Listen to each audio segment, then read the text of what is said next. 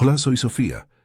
En la fiesta de cumpleaños número 23 de mi hermana, mi propia madre me gritó delante de 100 invitados que yo era una divorciada y una fracasada, solo por pedirle ayuda para alquilar un pequeño apartamento. Esa noche me di cuenta de que para mi familia yo ya no existía. ¿Alguna vez te han hecho sentir invisible en tu propia casa? Antes de contarte cómo ese grito se convirtió en el motor de mi venganza silenciosa, déjame un comentario diciéndome desde dónde me estás viendo y suscríbete al canal. Créeme, no querrás perderte lo que sucede cuando la fracasada de la familia finalmente encuentra su propio valor. Todo comenzó unos meses antes, cuando mi matrimonio de 2 años se vino abajo. Con 25 años, el corazón roto y mis ahorros agotados por los abogados, no tuve más opción que volver a la casa de mis padres en Miami. Sentía el peso del fracaso en cada rincón de mi antigua habitación. El ambiente era tóxico, cargado de una tensión que podías cortar con un cuchillo. Mis padres, Elena y Javier, nunca lo dijeron con todas sus letras, pero sus acciones gritaban lo que pensaban. Yo era la decepción, mientras que mi hermana menor, Isabela, era su obra maestra. Ella era la hija perfecta, la que coleccionaba logros y elogios, la que vivía una vida de ensueño financiada por ellos, mientras yo intentaba reconstruir la mía desde las cenizas. La fiesta de cumpleaños de Isabela fue el escenario perfecto para mi humillación. Se celebró en el impecable jardín de nuestra casa en Coral Gables, un lugar que siempre se sintió más como un museo que como un hogar. Había luces colgando de las palmeras, un catering carísimo y decenas de amigos de mi hermana, todos con sonrisas perfectas y ropa de diseñador. Yo me sentía como un fantasma en mi propia casa, con un vestido prestado que no me quedaba bien, y una copa de champán en la mano que no tenía ganas de beber. Observaba a Isabela, radiante y en el centro de todo, recibiendo cumplidos y regalos, y la distancia entre nosotras se sentía como un abismo insalvable. Ella era el sol, y yo un planeta olvidado en la órbita más lejana. Mis padres orbitaban alrededor de Isabela como si fuera una celebridad. Mi madre Elena, con su elegancia fría y su mirada crítica, no dejaba de retocarle el cabello o de alisar una arruga inexistente en su vestido. Mi padre Javier, más pasivo pero igualmente cómplice, la seguía con una cámara, capturando cada uno de sus gestos. A mí apenas me dirigieron la palabra, más allá de un «¿necesitas algo, mija?». Distraído de mi padre, el símbolo de esta dinámica siempre fue el álbum de fotos familiar que mi madre mantenía en la sala. Las páginas estaban repletas de fotos enormes de Isabela, su graduación, sus viajes a Europa, sus competencias de equitación. Mis fotos, en cambio, eran pequeñas, pegadas en las esquinas, como una nota al pie de página en la gloriosa historia de su hermana. En medio del ruido y las risas falsas, busqué un refugio en mis propios pensamientos. Mi mirada se posó en mi muñeca, donde llevaba el único objeto de valor que sentía realmente mío, el viejo reloj Cartier de mi abuela. Era delicado, elegante y un poco anticuado como ella. Mi abuela había sido la única persona en mi familia que me había visto de verdad. Recordé sus palabras antes de morir. «Sofía, tú tienes una fuerza que ni tú misma conoces. No dejes que nadie te diga cuánto vales». Aferrarme a ese recuerdo era como tener un pequeño escudo invisible. Por un instante, sentí una punzada de esperanza. Quizás si hablaba con ellos con calma, si les explicaba mi situación, entenderían. Quizás el amor de padres que yo anhelaba todavía existía en algún lugar debajo de toda esa fachada de apariencias. La esperanza se desvaneció tan rápido como llegó. Mi padre golpeó suavemente una copa con un tenedor para pedir silencio. Todos los ojos se volvieron hacia él y mi madre, que se pararon junto a Isabela en el centro del jardín. «Queremos decir unas palabras para nuestra increíble hija», comenzó mi madre. Su voz, llena de un orgullo que nunca había usado para mí, continuó con un discurso que parecía sacado de una película, enumerando los logros de Isabela como si fueran hazañas heroicas, sus notas perfectas en la universidad, su prometedora carrera en marketing, su buen ojo para la moda.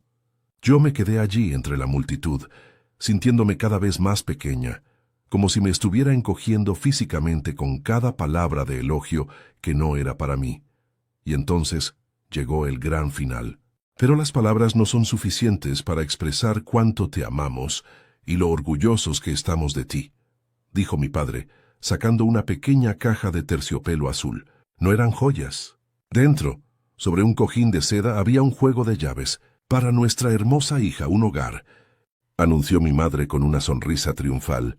Eran las llaves de un lujoso condominio en Brickell, con vista al mar, totalmente amueblado. Los invitados estallaron en aplausos y exclamaciones de asombro. Isabela fingió una sorpresa que no engañaba a nadie y abrazó a nuestros padres. Yo sentí que el suelo se abría bajo mis pies. Un hogar. Le estaban regalando un hogar, mientras yo ni siquiera tenía un lugar al que pudiera llamar mío. Impulsada por una mezcla de desesperación y la última pizca de ingenua esperanza, esperé a que la euforia disminuyera un poco. Me acerqué a mi madre, mientras hablaba con un par de sus amigas. Esperé pacientemente, y cuando hubo una pausa le dije en voz baja, «Mamá, eso es increíble para Isa. Yo me preguntaba si tal vez podrían ayudarme con el depósito para un pequeño apartamento de alquiler. No es mucho, solo para poder empezar de nuevo». Sus amigas nos miraban con curiosidad. La sonrisa de mi madre se congeló. Sus ojos se endurecieron y su voz, que segundos antes era pura dulzura, se convirtió en hielo. Delante de todos me espetó. ¿Ayudarte a ti? ¿A una divorciada y fracasada? Ni hablar. Ya tienes un techo sobre tu cabeza. No nos avergüences más. El silencio que siguió a sus palabras fue más ensordecedor que cualquier grito. Las miradas de sus amigas, una mezcla de lástima y morbo, se clavaron en mí. Sentí como el color se drenaba de mi rostro, pero extrañamente no sentí ganas de llorar. Era una sensación de vacío, de una claridad helada y absoluta. En ese instante entendí todo. No era su decepción, no era mi divorcio. Simplemente yo no importaba, nunca había importado. Sin decir una palabra, me di la vuelta y caminé a través de la multitud, que se apartaba como si yo fuera una plaga. Subí a mi cuarto, cerré la puerta, y por primera vez en meses no me sentí fracasada. Sentí una extraña calma, la calma que precede a una decisión irrevocable. Recordé vagamente una caja vieja con unos papeles de mi abuela, un terreno sin valor en el sur de Florida. Y supe exactamente lo que tenía que hacer. Aquella noche no dormí. La humillación era un fuego helado que me consumía por dentro, pero en lugar de paralizarme, me dio una claridad que nunca antes había sentido. Mis ojos se posaron en una vieja caja de madera que mi abuela me había dejado, guardada en el fondo de mi armario. Siempre la había visto como un simple baúl de recuerdos, pero las palabras de mi madre resonaban en mi cabeza. Divorciada y fracasada. Me levanté moviéndome con un propósito que me sorprendió a mí misma, y la saqué. Dentro, debajo de un montón de fotos y cartas antiguas, había un sobre grueso y amarillento. Lo abrí con manos temblorosas, y encontré lo que mi mente había estado buscando, los documentos de propiedad de un pequeño terreno en una zona rural del sur de Florida y un estado de cuenta de un banco que mostraba un saldo de $20,000. Mi abuela, en su infinita sabiduría, me había dejado una salida de emergencia. El sol de la mañana siguiente no trajo calor, solo una luz cruda que exponía la frialdad de mi hogar. Bajé a la cocina esperando encontrar los restos de la fiesta, pero todo estaba impecable, como si la noche anterior nunca hubiera ocurrido. Mi madre estaba sentada en la mesa del comedor, revisando su tableta con una taza de café perfectamente servida a su lado. No levantó la vista cuando entré. «Buenos días», dije, mi voz sonando extraña en el silencio. Ella simplemente asintió, sin despegar los ojos de la pantalla. Isabela bajó unos minutos después, bostezando ruidosamente y quejándose de un leve dolor de cabeza. «¿Viste todos los regalos que recibí, mamá?» «Son increíbles», dijo ignorándome por completo. Mi padre entró, me dio una palmada incómoda en el hombro y se sirvió café sin mirarme a los ojos. La humillación no había terminado en el jardín. Continuaba aquí, en este silencio cómplice que me borraba de la existencia. Durante los siguientes días, me convertí en una sombra en mi propia casa. Mi plan comenzó a tomar forma en la soledad de mi habitación, entre llamadas silenciosas a abogados y agentes inmobiliarios. Descubrí que el terreno sin valor de mi abuela Estaba en una zona que, aunque rural, empezaba a ganar interés por la agricultura orgánica y la vida sostenible. Los $20,000 no eran una fortuna, pero eran suficientes para empezar. Eran la semilla. Cada vez que escuchaba a mi madre y a Isabela hablar sobre decorar el nuevo condominio de Brickell, sobre elegir cortinas de seda o muebles de diseño italiano, el dolor se transformaba en combustible. Ellas hablaban de lujo, de apariencias, de un mundo que se les había regalado. Yo, en cambio, planeaba construir el mío desde la tierra, desde cero, con mis propias manos y el único legado de amor verdadero que había recibido. La injusticia se manifestaba en los detalles más pequeños y crueles. Una tarde, encontré a mi madre en la sala actualizando el famoso álbum de fotos familiar. Estaba pegando con esmero una serie de fotos de la fiesta de Isabela. Ella soplando las velas, ella abriendo las llaves de su condominio, ella rodeada de sus amigos sonrientes. Había dejado un espacio vacío en una esquina de la página. Por un segundo ingenuo, pensé que era para una foto mía. «Mamá, ¿quieres una de las fotos en las que salimos juntas?», pregunté con un hilo de esperanza. Ella me miró con una frialdad que me heló la sangre.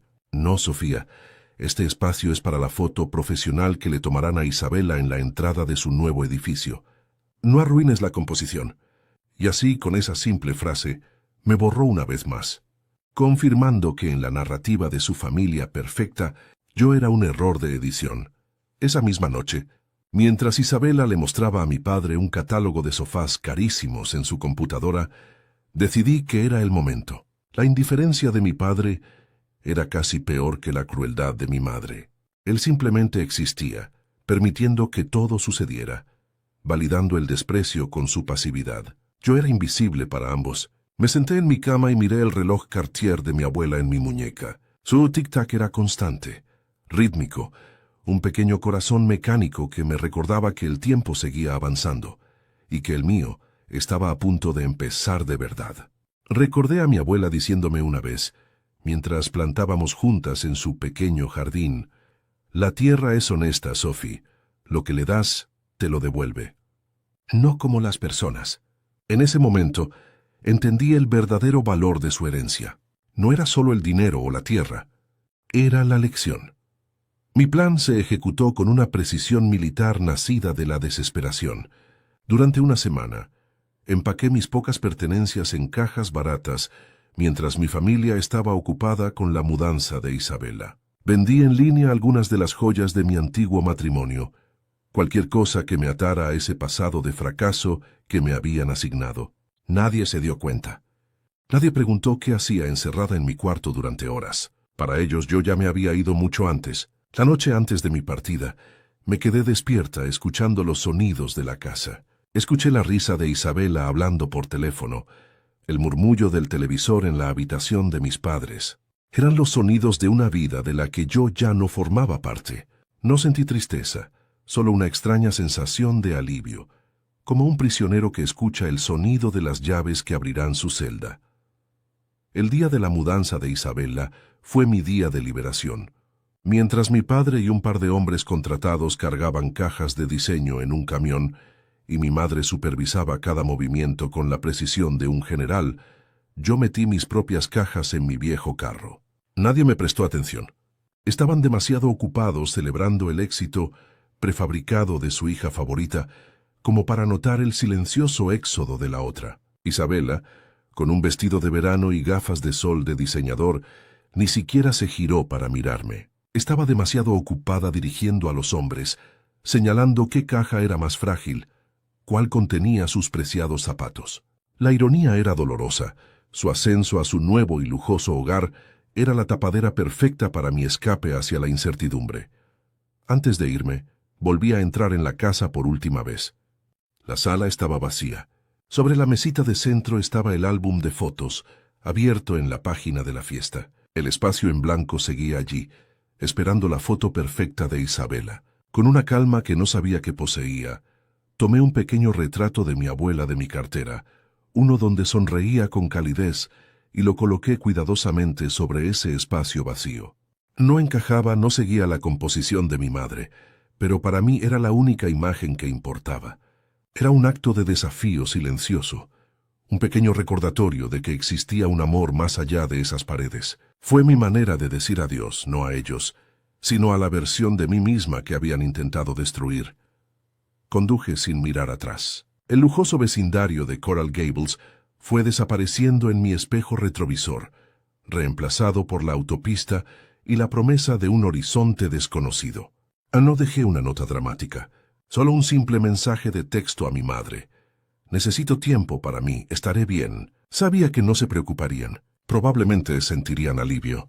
La divorciada, la fracasada, la vergüenza de la familia, finalmente se había quitado de en medio. Lo que no sabían era que no estaba huyendo de mi vida, sino corriendo hacia ella. Cada milla que me alejaba de Miami era un paso más cerca de la mujer que mi abuela siempre supo que podía ser. El camino hacia el sur de Florida fue largo y solitario, pero cada kilómetro se sentía como una capa de piel vieja que se desprendía. El aire cambiaba, se volvía más húmedo, más salvaje. Dejé atrás el concreto y el glamour artificial de la ciudad por caminos de tierra y una vegetación exuberante. Cuando finalmente llegué a la dirección que indicaban los papeles, encontré exactamente lo que esperaba. Un terreno cubierto de maleza, descuidado, aparentemente sin valor a los ojos de cualquiera. Pero para mí, era el lienzo más hermoso del mundo.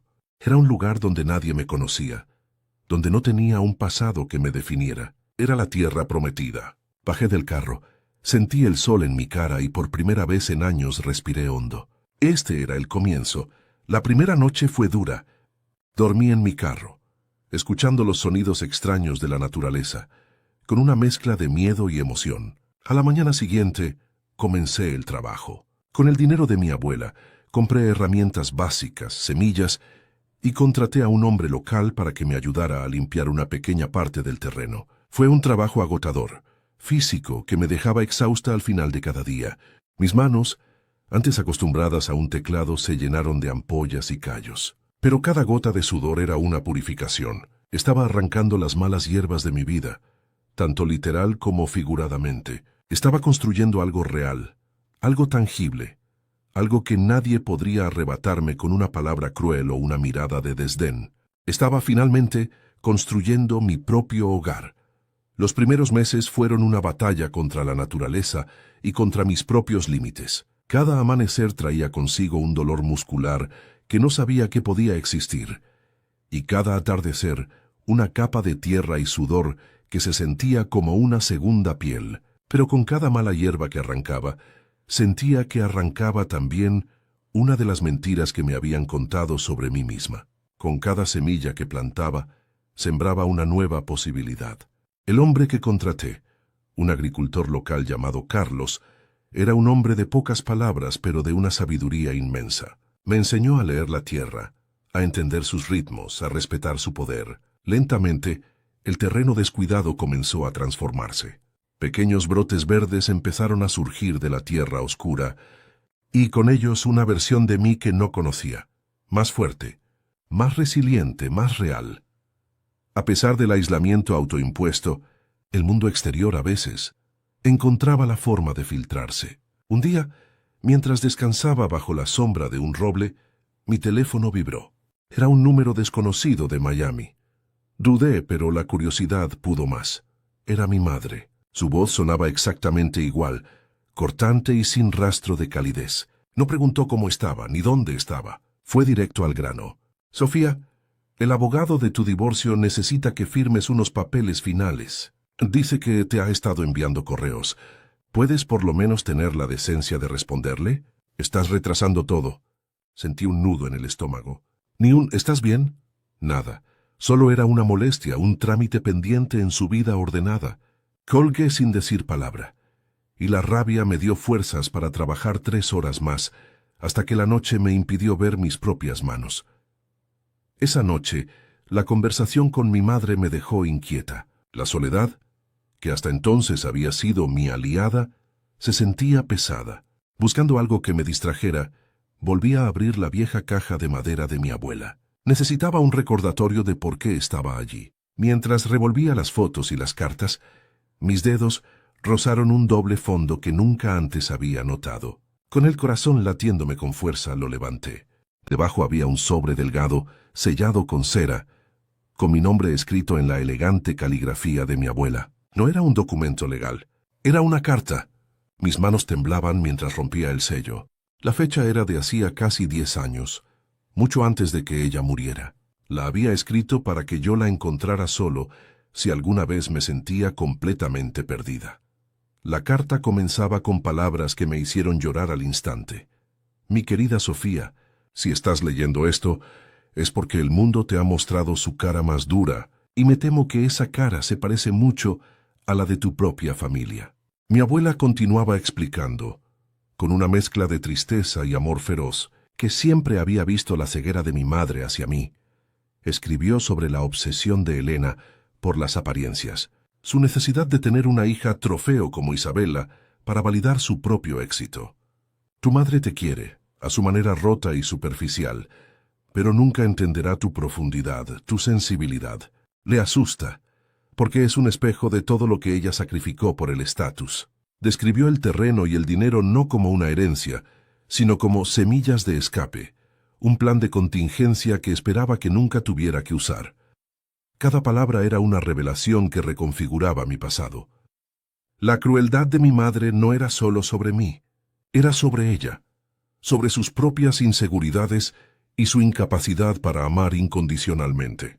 Mi abuela me advirtió en la carta que perdonar no significaba olvidar ni permitir que me siguieran lastimando. Construye tu propio jardín, mi niña, escribió al final. Un lugar donde tu valor no dependa de la aprobación de nadie. Un lugar donde florezcas en tus propios términos. Ellos no entenderán la belleza de lo que creas con tus manos, porque solo saben comprarla ya hecha. La carta no era solo un consuelo, era un mapa, un manual de instrucciones para mi nueva vida. Me dio un propósito que iba más allá de la simple supervivencia o la venganza silenciosa. A la mañana siguiente, el sol parecía brillar de una manera diferente. El dolor en mis músculos seguía ahí, pero ahora lo sentía como un recordatorio de mi fortaleza, no de mi sufrimiento. Miré los surcos en la tierra, las pequeñas plantas que luchaban por crecer, y vi el jardín del que hablaba mi abuela. Ya no estaba huyendo de mi familia, estaba construyendo el legado de mi abuela. Ese día tomé una decisión, apagué mi teléfono, corté el último hilo que me ataba a ellos. Sabía que, para que mi jardín floreciera de verdad, necesitaba protegerlo de la sombra tóxica de mi pasado.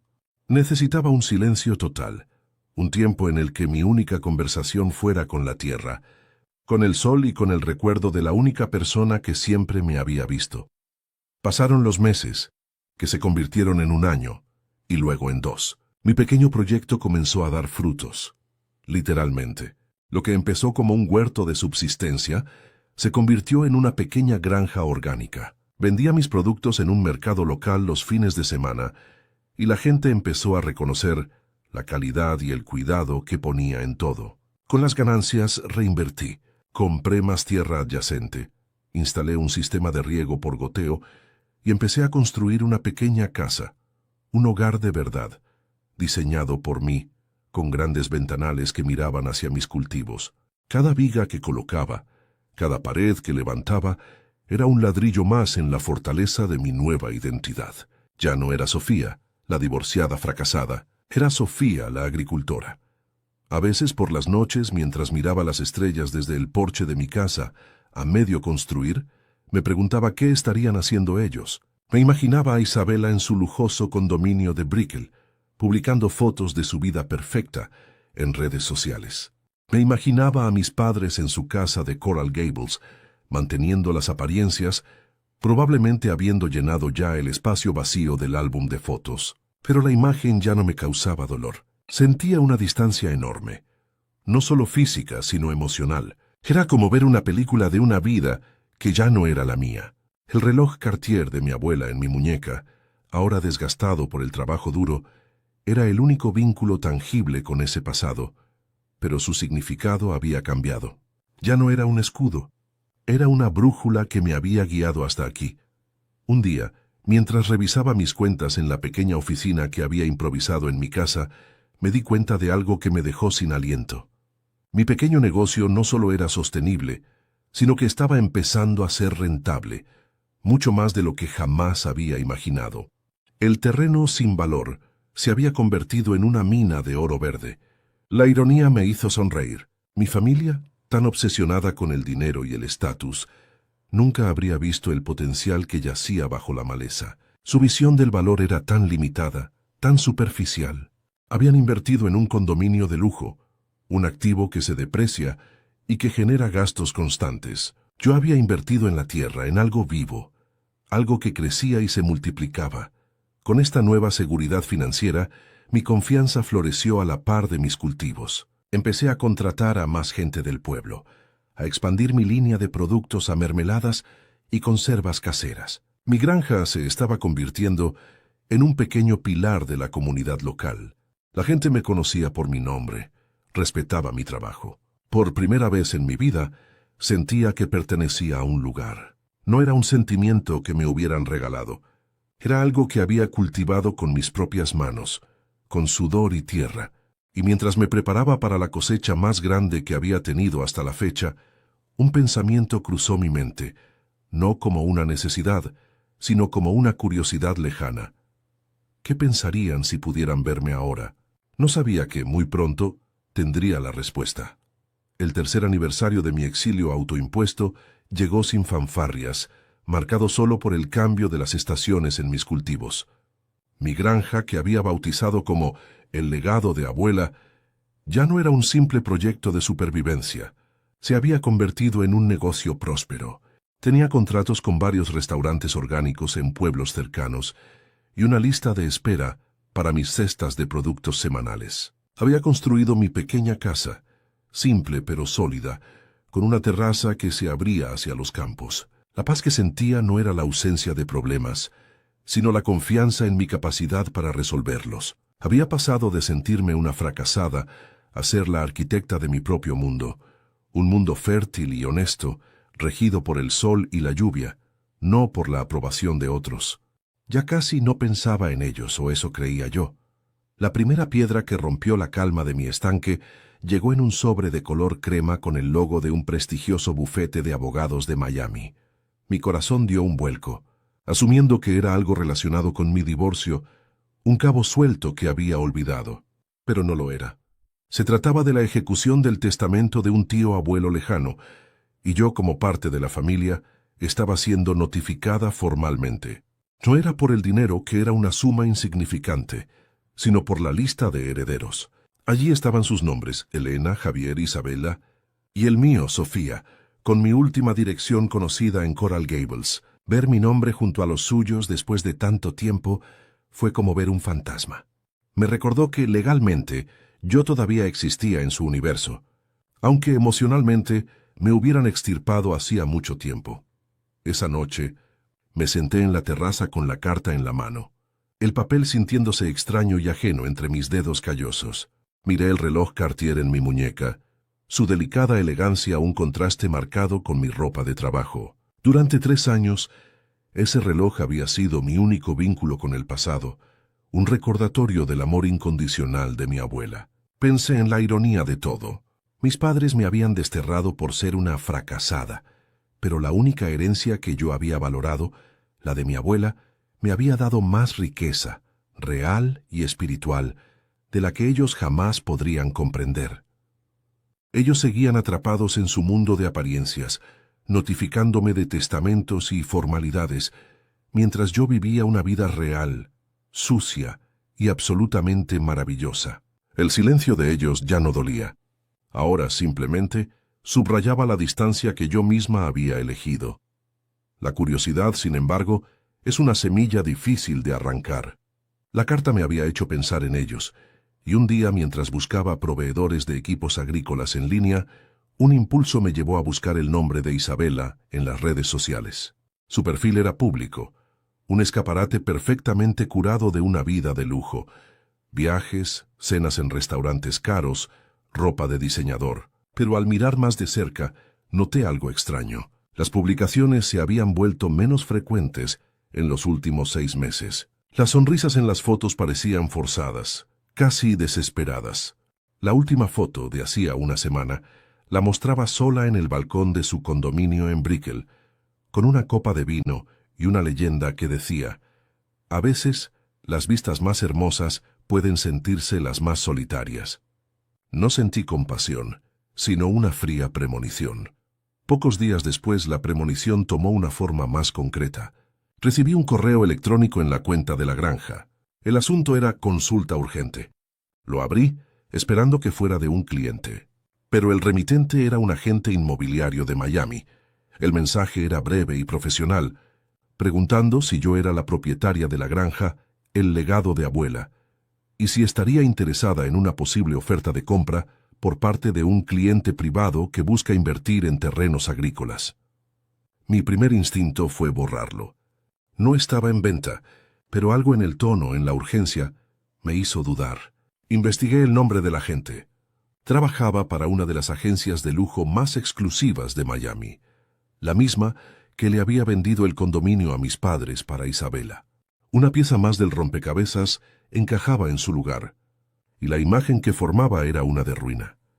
La idea de que ellos o alguien relacionado con ellos intentara comprar mi tierra, mi santuario, encendió una llama dentro de mí. No era la rabia impotente de antes, sino una ira fría y controlada.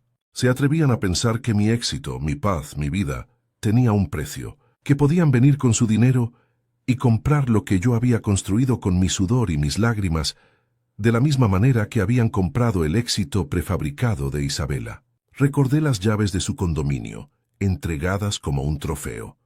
Ahora, parecía que ese trofeo se había vuelto demasiado pesado de sostener, y en su desesperación, miraban hacia el único activo familiar que siempre habían despreciado, el terreno sin valor de la abuela, que ahora irónicamente parecía ser su única esperanza. Mi plan, que hasta entonces había sido simplemente vivir bien, cambió. Ahora tenía un nuevo objetivo: estar preparada. No para la venganza, sino para la vindicación. Pasé los días siguientes organizando meticulosamente todos mis documentos: los títulos de propiedad, los registros financieros de la granja, los permisos de construcción de mi casa. Cada papel era una prueba tangible de mi independencia. Saqué la vieja caja de madera de mi abuela y la limpié.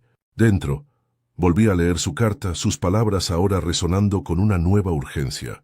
Construye tu propio jardín, donde tu valor no dependa de la aprobación de nadie. Coloqué la caja abierta sobre la mesa de mi comedor, no como un recuerdo, sino como una declaración de principios. Estaba lista para defender mi jardín. La llamada llegó un martes por la tarde, un número desconocido de Miami. Esta vez respondí. La voz al otro lado era vacilante, casi irreconocible. Era Isabela. No hubo un hola ni un ¿cómo estás? Solo un torrente de palabras atropelladas. Sofía, necesito tu ayuda. Estoy en problemas. Graves problemas. Su voz, normalmente tan llena de confianza y superioridad, estaba rota, temblando al borde de las lágrimas. Habló de deudas, de malas inversiones, de la presión de mantener un estilo de vida que no podía permitirse. El lujoso condominio, el símbolo de su triunfo, se había convertido en su prisión financiera. Escuché en silencio, mi rostro impasible, mientras el sonido de los grillos de mi campo llenaba la pausa. Mientras ella hablaba, yo caminaba por mi casa, tocando las paredes que yo misma había ayudado a levantar, mirando por la ventana mis campos verdes y ordenados. Todo lo que ella describía, el pánico, la vergüenza, el miedo al fracaso, eran sentimientos que yo conocía íntimamente, pero los había sentido en la opulenta casa de Coral Gables, rodeada de una familia que me veía como una carga. Yo había superado esos sentimientos sola, en la tierra, con mis propias manos. Ella, en cambio, los estaba experimentando en la cima de la montaña que le habían regalado, y ahora buscaba a la persona que habían arrojado al valle para que la rescatara. La ironía era tan amarga que casi podía saborearla. «Voy para allá», dijo finalmente, su voz ahora un susurro desesperado. «Encontré la dirección de tu granja en Internet. Por favor, Sofía, eres mi única esperanza». Colgó antes de que yo pudiera responder. Me quedé de pie con el teléfono en la mano. El silencio de mi casa, de repente, lleno de la inminencia de su llegada. No sentí pánico ni ansiedad. Sentí una calma profunda y absoluta, la calma de alguien que sabe exactamente quién es y lo que vale. Salí a la terraza y me senté en mi mecedora, mirando el largo camino de tierra que llevaba a mi propiedad. El sol comenzaba a descender, pintando el cielo de tonos naranjas y púrpuras. Esperé. Por primera vez en mi vida, yo tenía el control. El escenario estaba listo, y la protagonista de su propia tragedia estaba a punto de hacer su entrada. El sonido del motor de un carro de lujo, esforzándose en un camino de tierra, es inconfundible. Rompió la sinfonía de los grillos y las ranas, anunciando la llegada del mundo que había dejado atrás. Desde mi mecedora vi las luces de un BMW caro pero cubierto de polvo aparecer al final del camino. Se detuvo bruscamente, como si el conductor no estuviera seguro de si había llegado a un destino o a un espejismo. La puerta se abrió y de ella salió Isabela. Incluso en la penumbra del atardecer, su silueta era la misma. Ropa de diseñador, un bolso caro colgando de su hombro. Pero su postura era diferente. No había arrogancia, solo una fragilidad que nunca antes le había visto. Se quedó allí, inmóvil por un momento, observando la casa iluminada, los campos ordenados, el orden pacífico de mi mundo. La distancia entre su carro y mi porche parecía un abismo que no sabía cómo cruzar. Lentamente, como si caminara sobre cristales rotos, se acercó.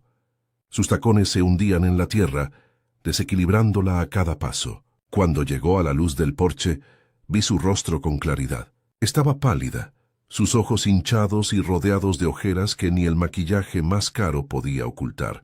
Su mirada no se posó en mí, sino que recorrió todo a su alrededor con una incredulidad casi infantil. Esto no puede ser, murmuró, más para sí misma que para mí. ¿Qué es este lugar? Se suponía que era un pedazo de tierra inútil. Sus palabras no eran un insulto, sino la expresión de un sistema de creencias que se desmoronaba frente a sus ojos. Para ella, el valor siempre había venido empaquetado en cajas de terciopelo y llaves de condominios en Brickell. La idea de que el valor pudiera brotar de la tierra, del trabajo y de la paciencia, era un concepto alienígena para ella. La invité a pasar con un simple gesto de la cabeza. Entró en mi casa y se detuvo en medio de la sala, girando sobre sí misma. Observó los muebles de madera que yo misma había restaurado, las estanterías llenas de libros sobre botánica, la cocina abierta con hierbas frescas colgadas para secar. No había nada de marca, nada ostentoso, pero todo irradiaba una calidez y una autenticidad que su condominio de diseño jamás podría tener. «No entiendo», repitió su voz quebrándose. «¿Cómo?», nos dijeron. «Mamá dijo que te habías ido porque no podías soportar tu fracaso. Que estabas escondida en algún lugar, avergonzada». La palabra fracaso flotó en el aire entre nosotras, pero por primera vez sonaba hueca, ridícula. Era una etiqueta de un idioma que yo ya no hablaba. Me limité a servirle un vaso de agua. El silencio era mi única respuesta. Finalmente se derrumbó en una de las sillas del comedor, la misma donde yo me sentaba cada mañana a planificar mi día. Las lágrimas que había estado conteniendo comenzaron a rodar por sus mejillas. «Lo perdí todo, Sofía», sollozó. «El condominio. Van a embargarlo. Las tarjetas de crédito están al límite. Papá intentó ayudar, pero sus inversiones también han ido mal. La imagen, la vida que se suponía que debía tener. Era todo una mentira, un castillo de naipes». Escucharla admitir la verdad sobre el símbolo de mi humillación, las llaves de ese condominio, no me produjo placer. Sentí una extraña y distante piedad. Le habían regalado un destino, pero nunca le habían enseñado a navegarlo. Le habían dado un hogar, pero no las herramientas para mantenerlo. Su éxito siempre había dependido de ellos, y ahora que su fuente se secaba, ella se ahogaba. «Necesito dinero», dijo, su voz endureciéndose un poco, como si intentara recuperar algo de su antigua autoridad. «Mucho, eres mi hermana. Tienes que ayudarme».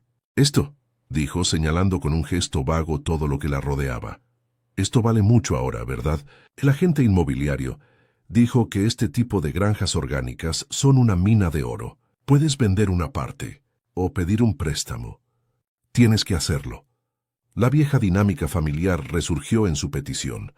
Su necesidad era una orden. Mi existencia era para servir a la suya. Me miró con una mezcla de desesperación y exigencia, esperando que yo, la hermana invisible, la fracasada, cumpliera con mi papel y la salvara, restaurando así el orden natural de su universo. Pero ese universo ya no existía. Y yo ya no era ese personaje secundario en su historia. Me senté frente a ella, uniendo mis manos sobre la mesa. Mis dedos estaban callosos, mis uñas cortas y con restos de tierra que nunca se iban del todo. Las suyas eran largas, con una manicura perfecta pero ligeramente descuidada. No, dije. Mi voz era suave, pero tan firme como los viejos robles que rodeaban mi propiedad. Una sola palabra. No una explicación, no una disculpa, no un sermón. Solo no. La conmoción en su rostro fue absoluta. Era como si le hubiera hablado en un idioma desconocido. Nunca en su vida le habían negado algo tan fundamental. La palabra colgó en el aire, redefiniendo 30 años de historia familiar en un solo segundo. El shock dio paso a la ira. El color volvió a sus mejillas en un arrebato de indignación. ¿Cómo te atreves?, siseó poniéndose de pie de un salto. ¿Después de todo lo que la familia ha hecho por ti? Viviste en nuestra casa gratis. La ironía de sus palabras era tan densa que casi me hizo reír. En su pánico, su mente se había retorcido para pintarme como la parásita, a ella como la víctima. Fue entonces cuando su mirada se desvió hacia mi muñeca. Vio el delicado reloj Cartier de la abuela, el único objeto de lujo que poseía, brillando sutilmente bajo la luz de la lámpara. Sus ojos se abrieron de par en par. Para ella, ese reloj no era un recuerdo, era un símbolo de riqueza que no cuadraba con su narrativa de mi fracaso. En ese instante de envidia y confusión, sacó su teléfono. No, no te vas a salir con la tuya, escupió, marcando un número. Mamá, papá, tienen que ver esto ahora mismo. No van a creerlo. Puso el teléfono en altavoz sobre la mesa. La voz de mi madre, afilada e impaciente, llenó la habitación. ¿Isabela? ¿Qué pasa? ¿Por qué gritas? Estoy con Sofía, exclamó Isabela, su voz al borde de la histeria. En su granja, la que construyó en el terreno de la abuela. Tienen que ver esto, es enorme. Tiene dinero y no quiere ayudarme. Hubo un silencio atónito al otro lado de la línea. Podía imaginarme sus rostros, la confusión, la incredulidad. ¿De qué estás hablando?, preguntó la voz de mi padre, más débil, más confundida. Isabela, eso no tiene sentido. Pero Isabela continuó describiendo mi casa, mis campos, mi éxito, no con admiración, sino con el veneno de la envidia, como si mi prosperidad fuera un ataque personal contra ella, una traición a mi rol de fracasada. Fue entonces cuando hablé, mi voz tranquila y clara cortando el torrente de histeria de mi hermana. Hola, mamá. Hola, papá. El silencio que siguió fue absoluto, pesado, cargado de 3 años de indiferencia y una vida de desprecio. Podía sentir su shock a través del teléfono. Estoy en mi casa, continué, mi mirada fija en Isabela, que me observaba como si hubiera visto a un fantasma, la que construí con la herencia de la abuela, la que ustedes llamaron sin valor. No había rabia en mi voz, solo la simple y llana verdad. La verdad era mi arma y mi escudo. Vamos para allá, dijo mi madre finalmente, su voz desprovista de toda emoción, un tono plano que apenas ocultaba el terremoto que estaba ocurriendo en su interior. Y colgó. Isabela se quedó mirándome, el teléfono aún en su mano. La pelea la había abandonado, reemplazada por un vacío desconcertado. Se sentó de nuevo, esta vez con el peso de la derrota. Ya no había nada que decir. Había jugado su última carta, la de llamar a los padres para que pusieran a la hermana rebelde en su lugar, y había fracasado. Ahora todo lo que podíamos hacer era esperar. Salí al porche y me volví a sentar en mi mecedora. Isabela me siguió y se quedó de pie junto a la barandilla, mirando hacia la oscuridad. El aire de la noche era fresco, lleno del olor a tierra húmeda y a lavanda de mi jardín, que era el olor de mi victoria. Una victoria que no necesitaba aplausos ni reconocimientos. Era silenciosa, personal y absoluta. Menos de 1 hora. Después, otro par de faros, esta vez de un Mercedes, cortaron la oscuridad. El carro se detuvo detrás del de Isabela. Las puertas se abrieron y mis padres salieron. Se quedaron allí, al borde de mi propiedad. Sus figuras elegantes y urbanas completamente fuera de lugar en mi mundo rural. Sus rostros, iluminados por las luces de mi porche, eran una máscara de incredulidad y conmoción. Miraron la casa, los campos que se extendían bajo la luz de la luna, y luego me miraron a mí, sentada tranquilamente en mi mecedora. En ese momento, bajo la atenta mirada de las estrellas, la divorciada, la fracasada, la vergüenza de la familia, los recibió en su reino. El poder había cambiado de manos, y ellos lo sabían. Mis padres se quedaron paralizados al borde de mi propiedad, como dos estatuas de sal en un museo de una vida que no entendían. Mi madre, Elena, fue la primera en moverse. Caminó hacia el porche, con la misma rigidez con la que inspeccionaba el trabajo del servicio en casa. Su mirada no era de orgullo ni de arrepentimiento, era de una furia helada, la de una reina cuyo súbdito se había atrevido a construir un reino más próspero que el suyo. «¿Qué es todo esto, Sofía?», preguntó, su voz un siseo bajo. No era una pregunta, era una acusación. «¿De dónde sacaste el dinero para esto? ¿Qué hiciste?». La implicación era clara. Mi éxito no podía ser legítimo. Tenía que ser el resultado de algo turbio, algo vergonzoso, porque en su mente yo era incapaz de crear valor por mí misma. Mi padre, Javier, la seguía unos pasos atrás, su rostro una mezcla de asombro y una tristeza lejana, como si estuviera viendo la película de una vida que podría haber tenido si hubiera tomado decisiones diferentes. Me levanté de mi mecedora, sintiendo la madera sólida bajo mis pies. No me sentía intimidada. Por primera vez, estaba en mi propio terreno, literal y figuradamente. «Lo construí con esto», dije, mi voz tranquila, mientras extendía mis manos hacia ellos, no para que las tomaran, sino para que las vieran. Estaban callosas, manchadas de tierra con las uñas cortas y prácticas. Eran las manos de una trabajadora, no las de una dama de sociedad. Lo construí con la herencia de la abuela, el dinero que ella me dejó, y la tierra que ustedes despreciaron. Cada centavo, cada planta, es fruto de mi trabajo. Mi padre bajó la mirada casi avergonzado. Mi madre, en cambio, soltó una risa corta y amarga. «No seas ridícula. ¿Con $20,000 y este pantano? No nos mientas». Su incapacidad para creer en mí era tan profunda, tan arraigada, que prefería inventar una conspiración antes que aceptar la simple verdad de mi esfuerzo. Isabela, viendo que sus padres no lograban intimidarme, volvió a suplicar, esta vez dirigiéndose a todos, como una niña en medio de una disputa de adultos. «Ven, se los dije. Ella tiene dinero. Mamá, papá, díganle que tiene que ayudarnos. Somos familia. Su éxito es nuestro éxito». Sus palabras resonaron en el aire de la noche, una encapsulación perfecta de la filosofía de mi familia. Todo era comunal mientras fluyera en su dirección. Mi éxito no era mío. Era un recurso familiar que ahora debían explotar para solucionar sus propios errores. Se aferraban desesperadamente a la vieja dinámica, al guión donde yo existía para cumplir un rol, ya fuera el de fracasada o ahora el de salvadora inesperada. Pero yo ya no estaba leyendo ese guión. Lo había quemado hacía 3 años, en la hoguera de mi propia humillación. Miré a cada uno de ellos, 3 rostros marcados por el pánico, la envidia y la confusión. Y en lugar de la rabia que esperaba sentir, sentí una calma definitiva. Había llegado al final del camino. «No voy a darles dinero», afirmé. Y esta vez mi no era para los 3. Lo que construí aquí, lo construí para mí, para honrar a la única persona que creyó en mí. No lo hice para rescatarlos de las consecuencias de sus propias decisiones. Hice una pausa, dejando que el peso de mis palabras se asentara. Luego, hice un gesto hacia el interior de mi casa, hacia la cocina donde una olla de estofado de verduras de mi huerto hervía a fuego lento. «Pero tengo comida en la mesa. Si tienen hambre, son bienvenidos a sentarse y compartir una cena conmigo. Es lo único que puedo ofrecerles». La oferta no era un acto de bondad, sino una declaración de principios. Les ofrecía sustento, no un rescate. Les ofrecía humanidad, no una transacción financiera. El silencio que siguió fue la respuesta más elocuente. La idea de sentarse a comer un simple estofado, como una familia normal, era un insulto a su desesperación. No querían comida, querían un cheque. No querían conexión.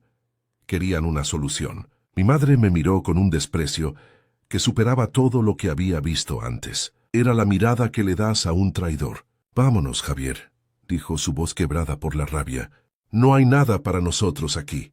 Se dio la vuelta sin una palabra más y caminó hacia su Mercedes. Mi padre dudó por un segundo, su mirada encontrándose con la mía en la distancia. Vi un destello de algo, quizás arrepentimiento, quizás solo impotencia, antes de que se girara y la siguiera, como siempre había hecho. Isabela se quedó un momento más, sus ojos llenos de lágrimas de frustración. «Te odio», susurró, antes de correr hacia su propio carro, tropezando en la tierra con sus tacones caros. Observé cómo los dos carros de lujo maniobraban torpemente para dar la vuelta en mi camino de tierra y desaparecer en la oscuridad, sus luces rojas parpadeando como los ojos de dos bestias heridas que se retiran. No sentí triunfo ni tristeza, sentí nada, un vacío pacífico, el final de una guerra que ni siquiera sabía que estaba luchando. Volví a entrar en mi casa, el olor del estofado llenando el aire. Apagué el fuego, serví un plato para mí y me senté en mi mesa de comedor. Comí en silencio, saboreando cada bocado de las verduras que yo misma había cultivado. Esa noche, el álbum de fotos familiar de mi madre, con su espacio en blanco y sus composiciones perfectas, perdió todo su poder. Había creado mi propio álbum, uno vivo y comestible, uno que me nutría en lugar de disminuirme. En los meses que siguieron, no supe nada de ellos. El silencio que una vez me había atormentado, ahora era mi paz. Un día recibí una carta certificada. Era una notificación legal informándome que el condominio de Isabela en Brickell había sido finalmente embargado y vendido en una subasta. Las llaves que simbolizaron mi mayor humillación ya no abrían ninguna puerta. Guardé el papel sin ninguna emoción particular. Era simplemente el cierre de un capítulo que ya había terminado para mí. Mi negocio siguió prosperando. Expandí la granja, contraté a 2 personas más del pueblo y comencé a organizar pequeños talleres de agricultura sostenible para la comunidad. Encontré mi lugar, no en el árbol genealógico de mi familia, sino en el ecosistema de mi nueva vida. Mi relación con ellos quedó en un estado de ruptura definitiva. Para Elena y Javier, dejé de existir en el momento en que me negué a ser su red de seguridad financiera. Para Isabela, me convertí en la villana de su historia, la hermana cruel que la abandonó en su peor momento. Acepté esos roles porque ya no me definían. Eran personajes en una obra de teatro a la que yo ya no asistía. Mi verdadera familia se convirtió en la gente con la que trabajaba, los clientes que apreciaban mis productos y la comunidad que me había acogido sin preguntar por mi pasado. Mi vida se volvió simple, tangible y profundamente satisfactoria. Hoy, mientras escribo esto, estoy sentada en mi porche, viendo el sol ponerse sobre mis campos. El reloj Cartier de mi abuela sigue en mi muñeca. Ya no es un escudo contra la crueldad del mundo, ni un recordatorio de un amor perdido. Ahora es simplemente un reloj. Marca el tiempo. Un tiempo que es completamente mío. De vez en cuando un carro caro se pierde y termina en mi camino de tierra. Y por un segundo mi corazón se detiene. Pero nunca son ellos, y cada vez que se van, siento una profunda gratitud por la vida que construí. No a pesar de ellos, sino gracias a la claridad que su rechazo me dio. Mi nombre es Sofía, y esta es mi tierra. Este es mi hogar. Y aquí, finalmente, soy visible. La noche en que se fueron, el silencio que dejaron atrás fue diferente. Ya no era el silencio pesado y opresivo de la casa de mis padres, donde mi existencia era ignorada. Era un silencio limpio, espacioso, lleno del sonido de los grillos y el susurro del viento en mis cultivos. Por primera vez, el silencio no significaba ausencia, sino presencia, la presencia de mí misma. Entendí que mi objetivo nunca había sido realmente demostrarles que estaban equivocados. El verdadero viaje había sido demostrarme a mí misma que yo tenía razón, que la voz de mi abuela dentro de mí, la que me decía que yo tenía una fuerza desconocida, era la única que importaba. Su partida no fue el final de una batalla, sino la simple confirmación de que la guerra había terminado hacía mucho tiempo, y yo ni siquiera me había dado cuenta de que ya la había ganado.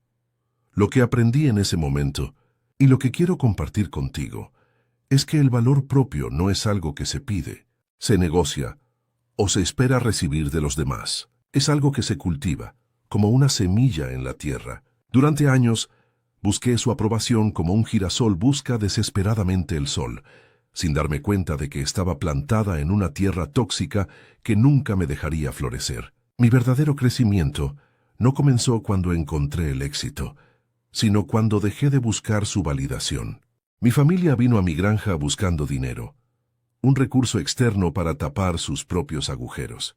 Pero lo que realmente los conmocionó no fue mi prosperidad, sino mi paz, algo que su dinero nunca podría comprar y que mi falta de dinero nunca pudo quitarme. Quizás tú también te has sentido definido por las etiquetas que otros te han puesto: el sensible, el soñador, el que no encaja, el fracasado. Vivimos en un mundo que, constantemente, intenta meternos en cajas, esperando que cumplamos un papel en la historia de otra persona. Te gritan quién eres con tanta fuerza y durante tanto tiempo que empiezas a creerlo. Pero déjame decirte algo que aprendí con la tierra en mis manos. Esas etiquetas son como maleza. Pueden cubrir la superficie y ahogar la luz, pero no pueden cambiar la naturaleza del suelo que hay debajo.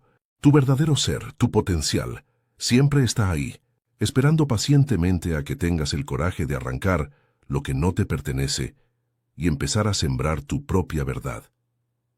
Mi familia creía que el éxito eran las llaves de un condominio en Brickell, un objeto brillante que se puede mostrar. No entendieron que el verdadero éxito es un proceso, no un premio. Es la resiliencia que desarrollas cuando te caes y te levantas sola. Es la sabiduría que ganas al aprender de tus errores. Es la paz que sientes al final de un día de trabajo honesto, sabiendo que lo que tienes lo creaste con tus propias manos y tu propio corazón. La mayor riqueza que he acumulado en estos 3 años no está en mi cuenta bancaria, sino en la certeza inquebrantable de que sin importar lo que pase, sin importar quién se vaya o quién me juzgue, yo sé cómo empezar de cero. Y ese poder nadie me lo puede arrebatar. Cuando Isabela gritó, «Mamá, papá, tienen que ver esto», ella quería que vieran mi granja como un activo financiero, como algo que podían reclamar o explotar. Pero sin quererlo, los obligó a ver algo mucho más profundo, la prueba viviente de su propio error de juicio. Los obligó a ver a una mujer que no reconocían, una mujer que había florecido no gracias a ellos, sino a pesar de ellos. Su shock no fue mi victoria fue mi calma ante su caos. Fue ofrecerles una cena, en lugar de un cheque. Fue entender que ya no necesitaba que me vieran, porque finalmente yo podía verme a mí misma con total claridad. La historia ya no era sobre ellos y su rechazo, era sobre mí y mi aceptación. Así que si hoy te sientes perdido, subestimado o invisible en tu propia vida, te pido que busques tu terreno sin valor. Todos tenemos uno. Puede ser un talento que otros ridiculizaron, una pasión que te dijeron que no era práctica, un sueño que guardaste en una caja polvorienta como yo guardé los papeles de mi abuela. Ese es tu punto de partida, esa es tu tierra prometida. No esperes a que alguien más te dé las llaves de tu vida. Empieza a cavar, empieza a plantar. Será un trabajo duro, solitario, y te llenarás de tierra y sudor. Pero te prometo que no hay nada en este mundo como comer los frutos que tú mismo has cultivado en el jardín que construiste sobre las cenizas del desprecio de otros. Tu valor no está en la aprobación que recibes, sino en la dignidad que construyes. No dejes que la narrativa de nadie más defina el final de tu historia. Si mi viaje te ha inspirado o te ha recordado tu propia lucha, déjame un comentario contándome tu historia. Quiero escucharte. Suscríbete al canal y activa las notificaciones, porque juntos podemos crear una comunidad donde cada historia de superación sea celebrada. Créeme, el mundo necesita más jardines y menos álbumes de fotos perfectos. Gracias por acompañarme hasta aquí.